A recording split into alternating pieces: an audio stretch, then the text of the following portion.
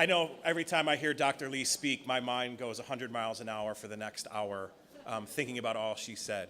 And so that was really phenomenal to have that opportunity to hear her insights. And then now think about, what does this look like in our classrooms? Dr. Lee had mentioned that while the Common Core is a framework, while it's a document to be interrogated, the real work comes in our instructional design. And we're pleased to introduce 3 participants on our teacher panel. They're also doctoral students in our literacy education program. So all the way at the end is Priscilla Whitty. She's a first grade teacher. We have Paulina Levy, who teaches in a middle school across grades 6 through 8. And we have Michael Henry, who teaches in a high school in grades 9 and 10 predominantly.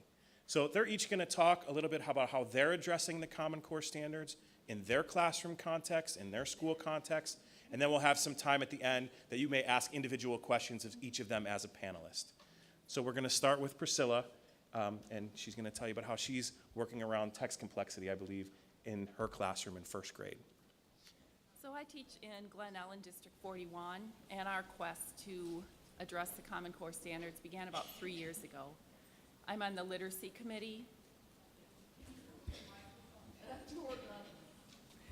So I teach in Glen Ellen, and we started working on the Common Core curriculum about 3 years ago. So when I was on the committee, we would connect learning steps to the standards.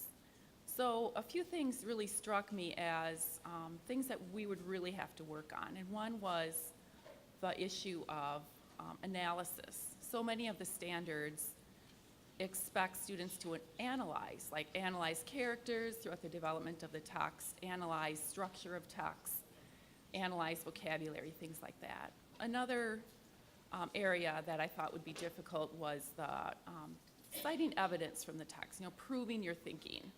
We're not used to teaching kids how to do that. And then, of course, we struggled with the text complexity issue. So we knew that there's a 3-part model for text complexity. The Common Core addresses it in one of the appendixes. So Lexile was one. The qualitative elements was another, and that was beautifully addressed in the last session. All the different elements like text structure, vocabulary, knowledge demands, all those kinds of things. And the final was like the reader characteristics. So those things would be best judged by the teacher. Stephen could read any book about snakes. Lily, on the other hand, really couldn't read a thing because she didn't want to. So last year when I started planning my dissertation study, I thought I would weave in these 3 elements into a study for first grade. Now, I know my friends all thought I was crazy too. So the title of my study is, it's a formative experiment investigating first grade students' ability to comprehend complex text. So you're probably wondering how that all works. I did too, when my dissertation chair said, well, what is a complex text? And I said, I don't know. She said, well, you better find that out first. So I started reading a lot of books, lots of articles on text complexity. So what I decided to do is make a matrix of texts that I normally read out loud to my class. So it included Lexile, which is one measure of text complexity, although not foolproof certainly. And then I added structure, if the text had flashbacks, flash forwards, things like that. Point of view, which was also addressed in the last session.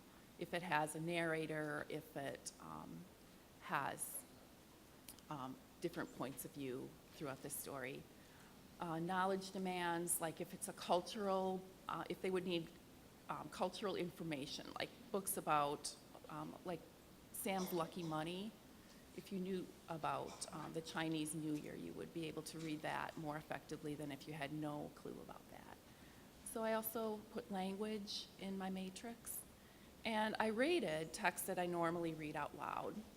So they range from Leo the Late Bloomer. Anybody teach primary grades? So great story. That was the lowest complexity. That was like a 9. And it went up to the Lorax, which was about a 24. So I put all my texts in order, and I decided to teach them from easier to harder. Now, all of my texts that I read out loud, I would not expect the students to read them.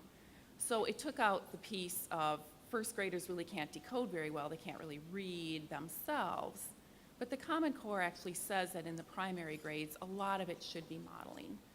So I read the books that I normally read out loud, and we would do the same chart or graphic organizer for each book.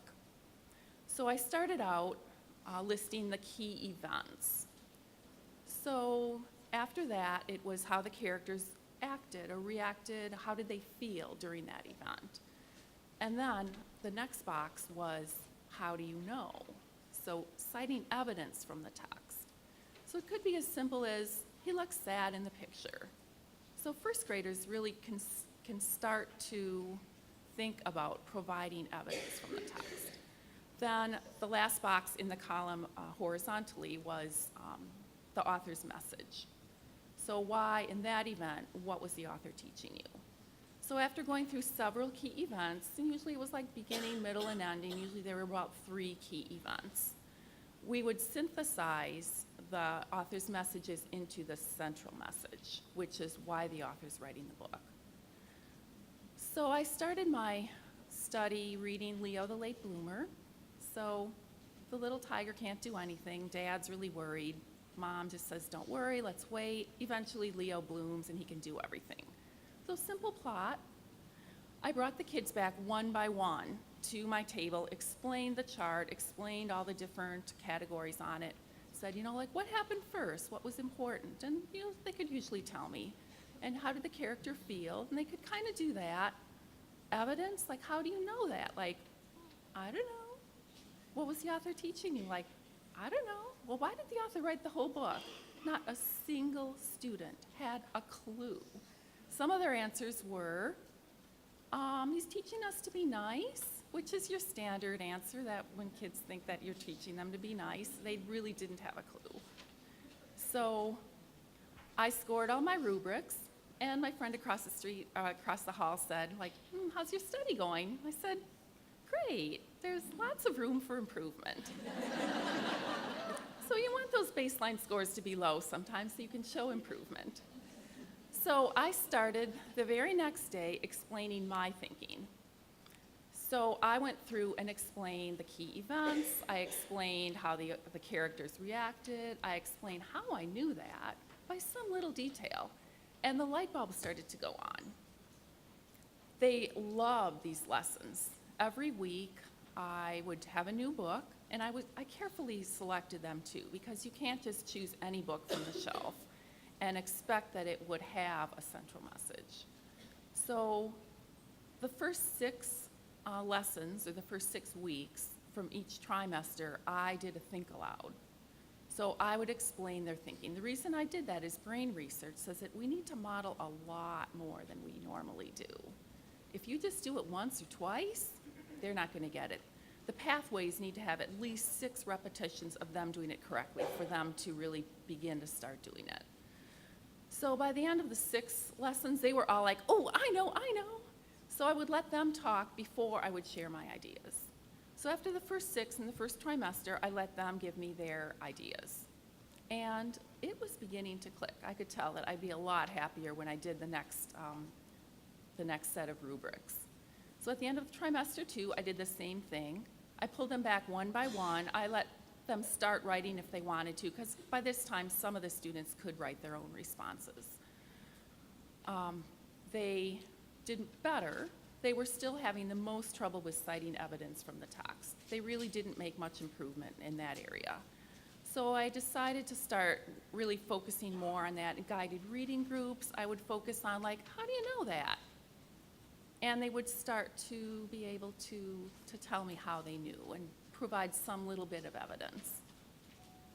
So I did the same thing second trimester.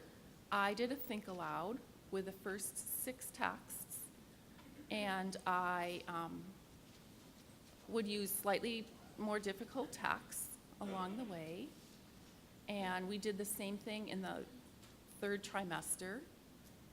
And by this time, the kids were really looking forward to the lessons. They would, I'd pass around a tape recorder because I was tape recording their responses just for my own use later when I was writing up my results of my study. So they would really want to have their ideas on that tape recorder. I also taught them to listen to each other's ideas. So they would say, like, I agree with Grace, but I think a little differently because, and they would totally be able to do it. But mind you, this is with modeling it every single week with the same simple graphic organizer.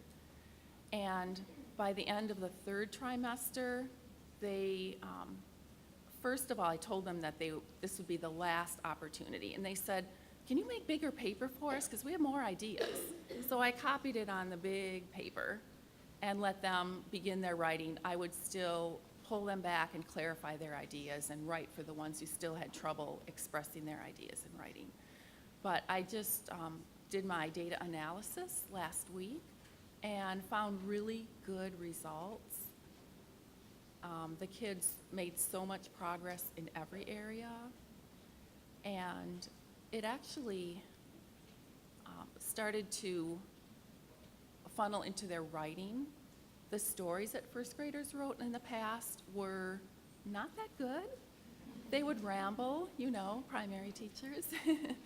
But I said at the end, we did this hardcover book project where they each wrote a story. I said, oh, by the way, how many of you have a central message in your book?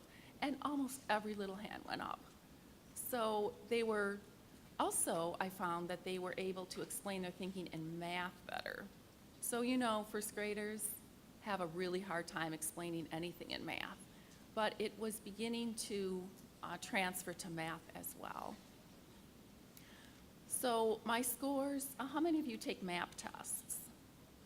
So my score, normally first graders, their expected goal is about 16 or 17 points, which is a lot. And we've had trouble in the past having our students make that expected goal. But in this, this year, my students in the informational and fictional category, whatever that's called now, they made 21 points gain. My class average was 21 points. So it seemed to be effective in that too. So I am now writing up the results of this, but I think one of the main things I've learned is just how much modeling it takes by a teacher.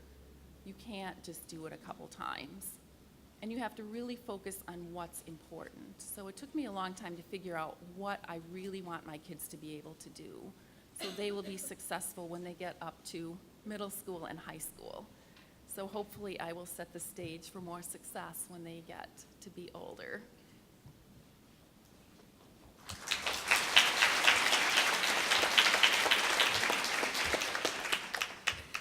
So I'm the middle school teacher here. I teach at a small middle school in Crystal Lake. I teach 6th, 7th, and 8th grade. And my school is into developing Common Core units. I'm a literacy coach and an RTI teacher. So I'm going to give you 3 examples that I've had firsthand experience with delving into using the Common Core. Yesterday, when Tim Shanahan talked to us about what was revolutionary to me, the independent, instructional, and frustration level, and that really we should be pushing our students to utilize frustration level materials. As an RTI teacher, I use a variety of materials with my students to help them improve, and they make small gains. After about a quarter or 9 weeks with me, most of my students do make small gains. But I wasn't happy with the small gains that my students were making, and many of them would come back to me from 6th grade, they'd come back to me in 7th grade, and they'd come back to me in 8th grade. So obviously I wasn't making the long-term kind of reading gains that I was hoping for. So last year during the 3rd quarter of school, it was during February, I decided that I was going to push my 6th grade students and my 7th grade students with grade level materials. Now, most of the students in my RTI groups are 1 or 2 years below grade level, so this was definitely at their frustration level. And the materials that I used were from Jamestown, and they were nonfiction, true stories about different things that had happened. There was a book called Eccentrics, and there's a book called Disasters, and so a variety of materials that the students would read. So I really pushed them, and instead of having them answer questions independently after reading, we sat in a group, and the students would read independently these more difficult pieces of material. But I would give them all sticky notes, and we would look at the questions, and we would talk about the stories, and I would make them prove to me where they found the answers or how they made the inferences that they made, or how did you know what that vocabulary meant. And so we would have these conversations about the piece of reading that they did independently. And it was amazing. They loved doing it, and they would say to me, this was a hard story to read, and I would say, yeah, why? What was difficult about it? And they would talk about the vocabulary words, and they got very good at identifying the inferences that they were making. They got very good at writing in the margins, things that they wanted to make sure that they brought back to the group. And their growth in RTI was huge. It just was amazing to me that I just kept pushing them with harder and more difficult materials, and they kept meeting me. So that was a lesson for me as well, that I was maybe not pushing as hard as I should have with my students. Now, we'll see next year if they maintain that growth. We'll see if I get any repeat students. So that was one example of me as an RTI teacher. I also work part-time as a literacy coach, and I work with a 6th grade social studies teacher who teaches world cultures. And she and I had found in my research the gradual release of responsibility model, and I had her do some reading on it, and she agreed that that was something she really wanted to try with the students. So she teaches about the pharaohs in ancient Egypt. And so we found some pieces of reading, the first one in the textbook, and then a National Geographic article about the pharaohs, and one from Scholastic magazine. So a variety of reading materials. And I modeled some close reading for the students using the textbook. I shared with the kids what I was thinking. I used the Elmo, and we had a copy of the textbook pages, and I wrote in the margins, and I underlined things, and I wrote my thoughts, and I'm not a social studies teacher, so I felt that I was a good example of, this is the first time I'm seeing this material, and here's what I'm thinking about the material. Then, and the kids really wanted to participate, but if you know the gradual release of responsibility model, it's really the first time through, it's just the teacher doing the thinking and thinking aloud and asking the questions out loud and writing in the margins. So then the teacher took the National Geographic model, and she obviously has a lot more background information about the pharaohs in ancient Egypt, and she had the students join her in her think aloud. So she had the students raise their hand. She would say, oh, gee, I wonder about this. And there were kids who would raise their hand and say, oh, well, I'm wondering about this, or I think this is the correct answer, or this is what I think this means. And we would write down all their ideas, again, using the Elmo. And then the next piece of reading, which was a little bit easier, was from a Scholastic magazine article about the pharaohs, and we let the kids work together. They worked in partners with each other to write in the margins and come up with their ideas, and each group would stand up at the end of the reading and they would talk about their thinking as they read. And then finally, as a last piece, the students had to write, from learning about all the pharaohs and all the information about pharaohs, the students were taught a little bit about an obituary. We brought up the obituaries from the newspaper, and the kids got to see what was included in an obituary, and then they use the information they learned to write an obituary for a pharaoh. It was a great experience. They each wrote their obituaries individually.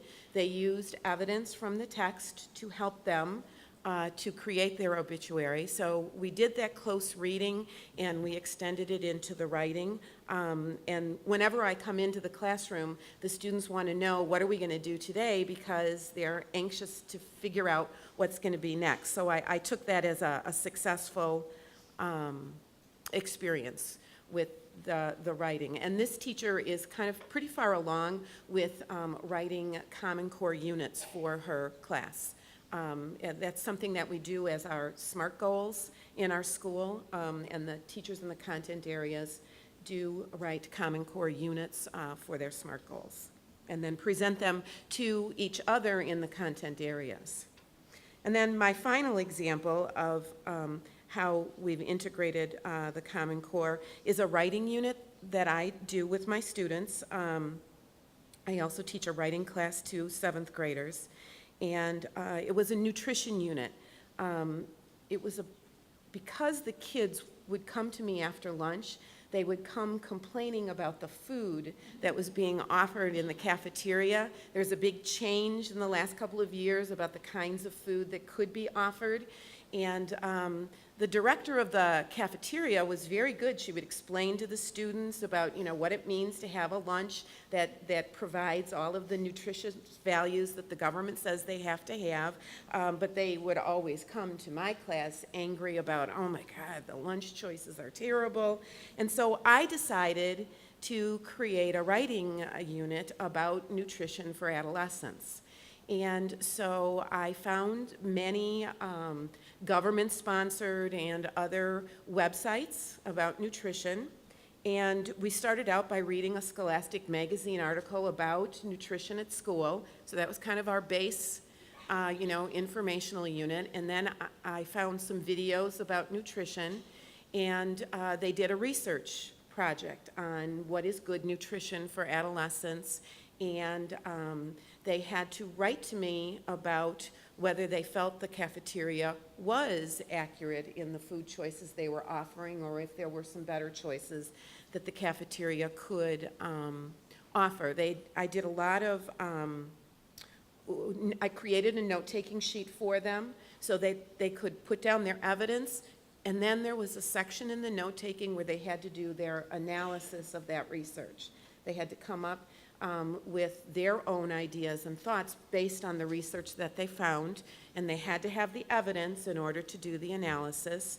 I called them T-notes, but I didn't make that up. It's topic, evidence, and analysis, and the students it was a nice, easy note-taking sheet, and they used that to write their paragraphs to me about nutrition. They learned a lot. I gave them opportunities to talk. If there was a video they wanted to watch, they got to bring their earphones. They loved doing that, being able to watch the video and still take notes, and they could do that with each other. So I allowed them opportunities for that important socializing aspect. And the writing was wonderful. They used research, but they didn't plagiarize and they didn't copy, because they had that opportunity to do the analysis before they sat down to do the writing. So those were 3 examples at my school that I'm intimately familiar with as far as how we use the Common Core.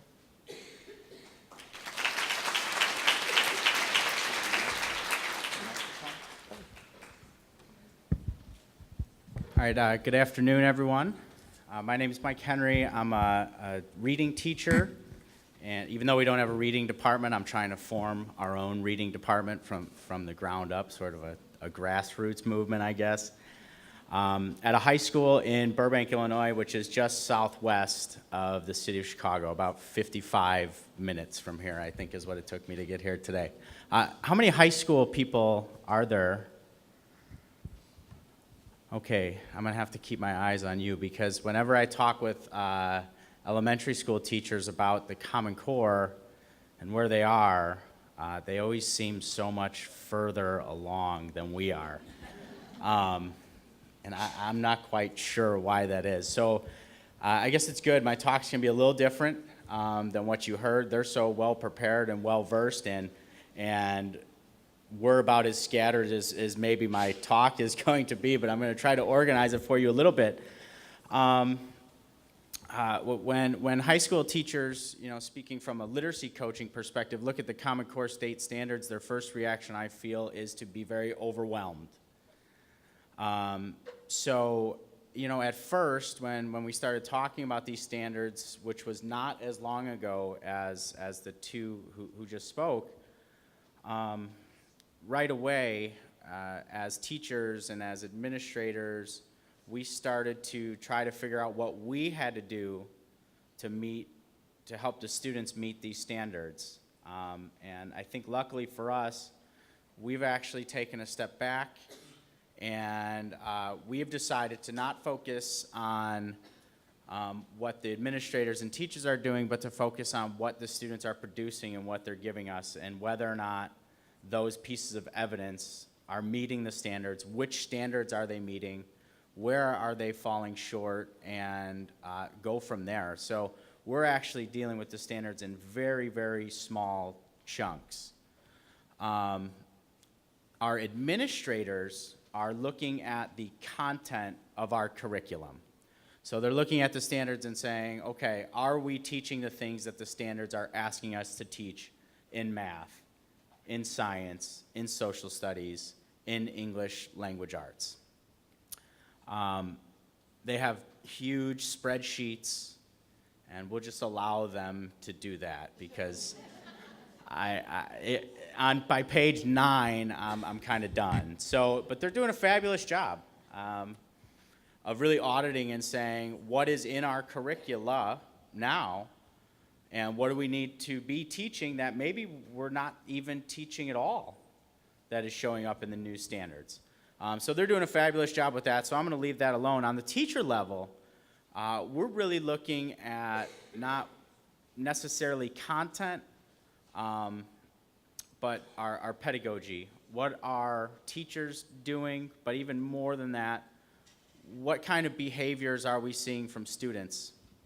What kind of work are they producing, and matching that up with the standards? And the way we're doing that is we're asking teachers to conduct their own action research studies in their classrooms. So, before the social studies teachers get together, which happens weekly, everybody is focused on trying to gather evidence to bring together to begin to look at the standards and see what the students are producing. It's funny that they say, citing evidence from a text or citing evidence at all is hard for first graders. It's also impossible for 11th graders and 12th graders. At least that's what we're finding. And I think we're partially to blame, that we haven't really maybe focused enough on that behavior from students. So we're asking teachers to collect data, actual student samples to bring together, to look at, to see kind of where we fall amongst the Common Core state standards. We're focusing on student behaviors. What are students actually doing? So if you walk into a chemistry class, do they actually look like people who do the work of chemistry? Or do they look like something totally different? We have many teachers who are actually kind of flipping their instruction, is how we like to think of it. Prior to even thinking about the Common Core state standards, there would be a lot of teacher instruction, practice together, students do it, and then answer any questions. Which, by the way, several students have told us that by the 4th question, they get very upset and they don't want people to ask any more questions. So we're really trying to force that issue and force teachers to change what they're doing so that students not only have to, but want to ask more questions, because we really think that it's in their questions that we can find where we're meeting the standards and where we are not. But if they're going to quit asking at 4, we have some issues that we need to work on. So many of our teachers are doing things a little differently. So instead of the teacher in math, for instance, showing a student how to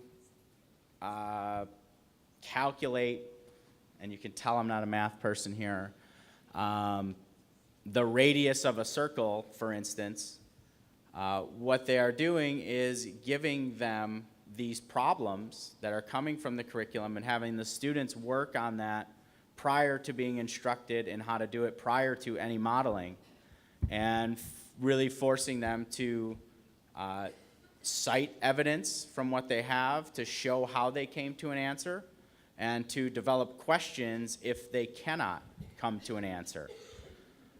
So it's very different for many of our teachers, but what we are finding is that what we thought students knew and what we thought they could do,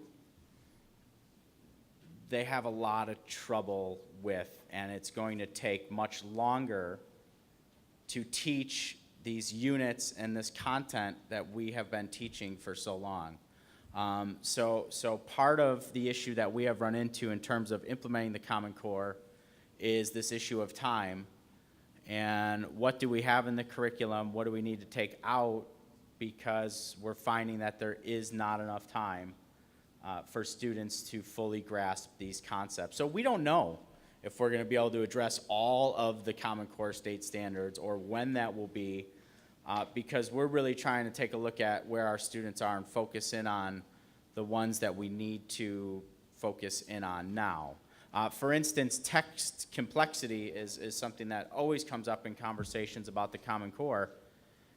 But we've kind of taken a different approach, and we haven't started labeling things as a specific type of complexity or choosing for students. What we're asking our ninth graders to do is to make all of their own choices, and what we're doing is gathering evidence about what type of choices they're making, why are they making those choices, and how are they responding in writing and in speaking to those texts that they are choosing. My question is always, well, who determines how complex a text is? And we've decided to really focus on our students and let them determine and show us what text complexity really looks like. A major change that we have made from a structural point of view is we have separated our English 1. We have an English 1 class for ninth graders, and we also have a reading intervention course where about 75% of our ninth graders wind up. We call it a mandatory elective. And we haven't had one argument about that yet in about 10 years. So, but our English 1 class is now a writing class, which it was not before. So we have really chosen to address some of the reading needs through focusing on student writing. Prior to this past school year, our students would write maybe 1 or 2 essays a year. This year, they had to write 30, 40, 50 short essays throughout the entire year on different purposes. And again, what we're finding is that the complexity of the text that we're asking them to read is far, far, far, far above the complexity of the text that they are actually able to produce. So that's kind of where we are in terms of our data collection, and where we're going to go from there, I don't know. We're taking it very slowly, so hopefully the Common Core state standards are around for some time, because it's going to take us some time to really get there in terms of how we understand them in regards to the students that we have. So I wish I had cool strategies or a really good handout to say, like, this addresses these parts of the Common Core, but we're really still trying to learn ourselves what the standards are and what they mean for 15, 16, 17, 18-year-olds, many of whom in our district speak languages other than English, actually 64% of them. speak a language other than English. So we're taking it slowly, and maybe I'll come back in a few years and have some really cool strategies and answers for you, but it's going to take us some time to get there. Thank you.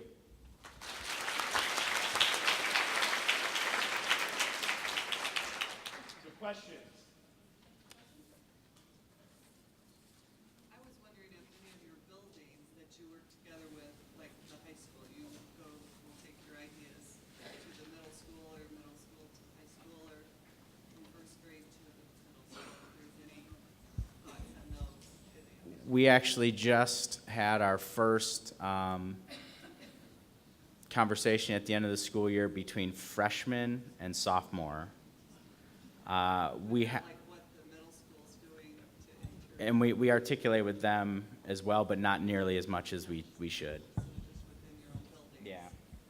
And we also articulate with the high school, which is a different district, because ours is a K through 8 district, and then there's a high school district. So particularly the 8th grade teachers and the curriculum coordinator.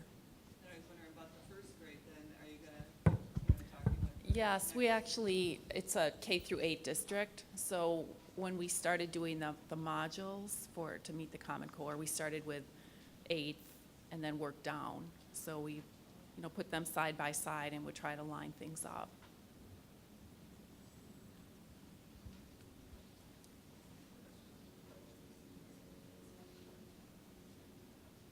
For first grade teacher.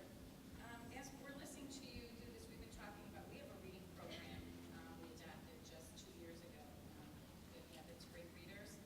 And we're talking about like the text complexity and for the read aloud and the focus lessons. And we're wondering, did you guys have a, set reading program that you use? And how did you have the flexibility of changing some of the text then for the lessons?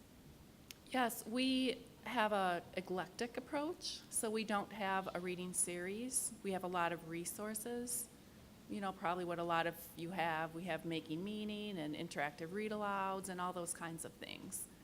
So first grade actually hasn't gotten their modules yet, but that will all be kind of connected. Hopefully this year we'll start working on them. So personally, I would have a lot of flexibility. I mean, throughout the district, though, there's quite a bit of flexibility in what text to use. And this was only the read aloud, 20 minutes. Sometimes I would read it one day if it was long and read it again the next day and do the chart. But it was, not a tremendously time-consuming thing when you consider all the minutes that we have in literacy. I teach middle school social studies, so I really loved your world culture, the 3 articles, the way you explained that. Is it hard to find the different texts? Do you have any resources that are really good to use? It was not difficult for me because this 6th grade social studies teacher had such a wide variety of materials that she could pick from. But so she gave me the materials in advance, and I kind of came up with the idea of, okay, well then the final thing we'll do is write this obituary. She did tell me this took way longer than I would ever have taken. But what we agreed was that their depth of understanding was much greater as a result of this, and their independence at reading this more challenging material also.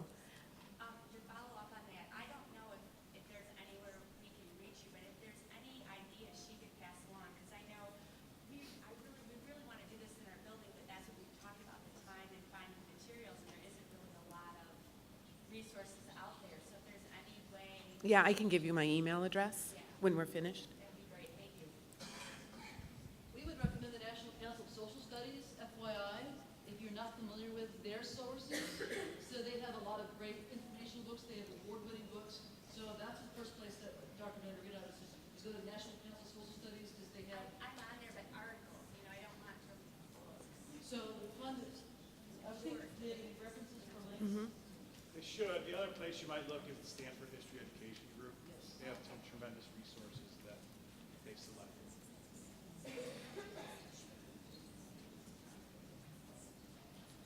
Yes, Rebecca. Hi. I'll try to make my voice nice and loud. Just tell me if you can't hear it. All right. For each of the panelists, I was wondering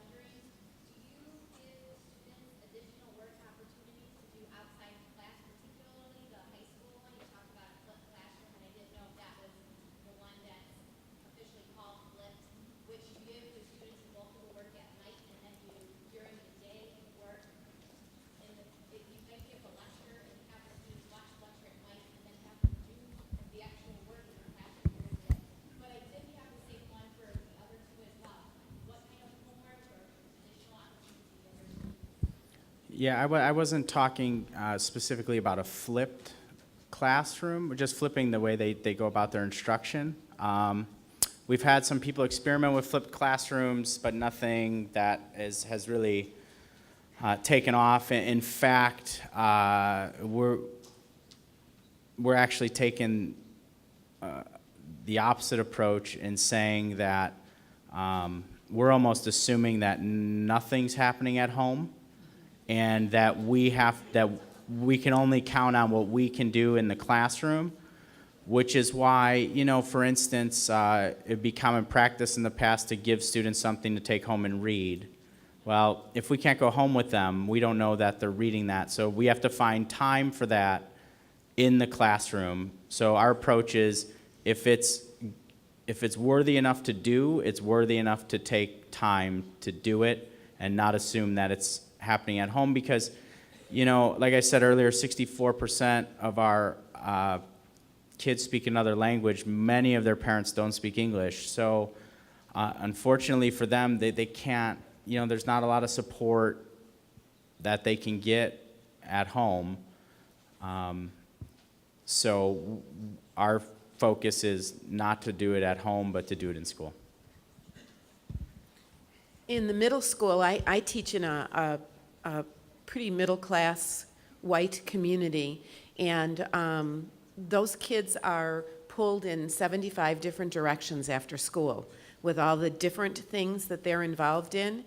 And most of the teachers follow Mike's philosophy, as do I, that if it's important enough to do, we're going to do it in school. And the parents are very supportive, but they have the same struggle, I guess, that we, the teachers, have, which is our kids are so busy.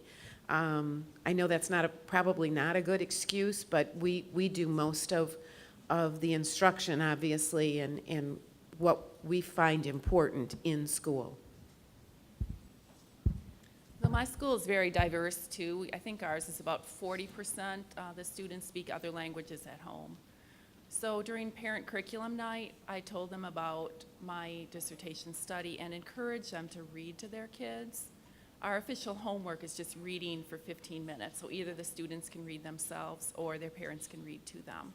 We encourage parents to read in their native language and just talk to their kids about the book. And I would periodically send suggestions for questions that they could ask their kids home, like what character reminds you of yourself and why, and things like that. And parents responded well, I would think.